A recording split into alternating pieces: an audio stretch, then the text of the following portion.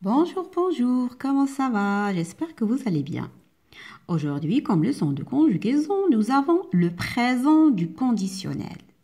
Tout d'abord, on doit savoir ce temps, il sert à indiquer quoi? Il sert à quoi? Donc, le présent du conditionnel sert à indiquer une action dont la réalisation est soumise à une condition. Lorsque je dis condition, j'utilise si. Par exemple, si j'étais magicien, remarquez que le verbe qui suit la condition est toujours utilisé ou bien conjugué à l'imparfait. Si j'étais magicien, je transformerais le bois en chocolat. Voilà, là j'ai utilisé le conditionnel présent.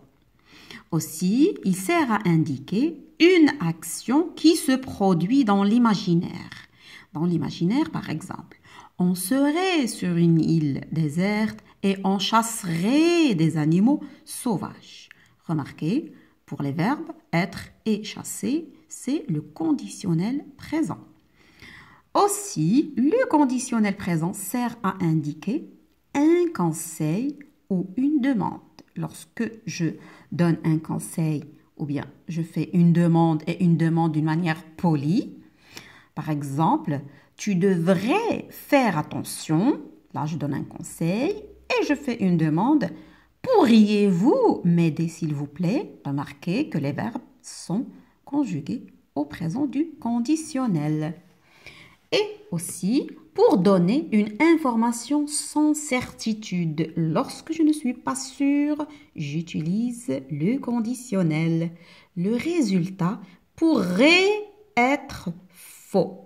Voilà, c'est le verbe pouvoir au conditionnel. Conjuguer un verbe au présent du conditionnel, c'est facile. C'est tellement facile. Alors, je vous demande de bien retenir la règle.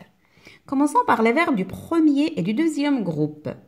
Alors, pour ces verbes, qu'est-ce que je fais? Je prends l'infinitif et j'ajoute les terminaisons de l'imparfait. C'est tout simple. C'est quoi les terminaisons de l'imparfait? C'est AIS, AIS, AIT, IONS, IEZ, AIENT. Je sais que vous les connaissez tous.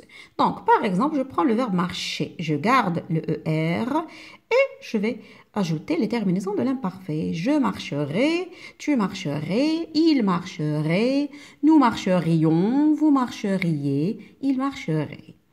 Pour le verbe remplir, qui est un verbe du deuxième groupe, la même chose. Je garde la terminaison de l'infinitif, IR, et je complète avec les terminaisons de l'imparfait.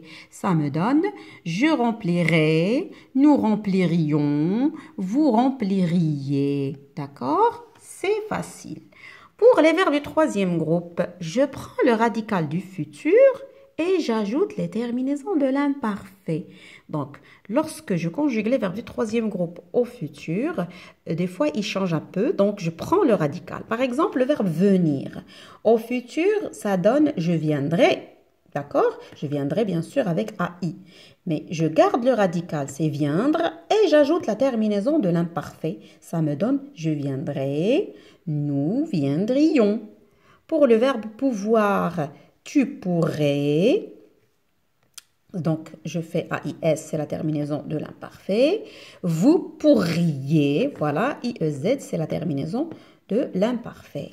Pour le verbe vouloir, il voudrait, AIT, il voudrait, AIENT. Je répète, il faut que vous sachiez ces règles par cœur.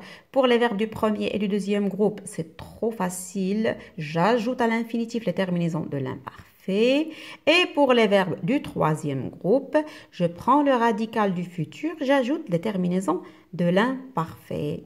J'espère que ça a été clair pour vous. J'espère que maintenant, vous saurez conjuguer des verbes au présent du conditionnel en suivant les directives.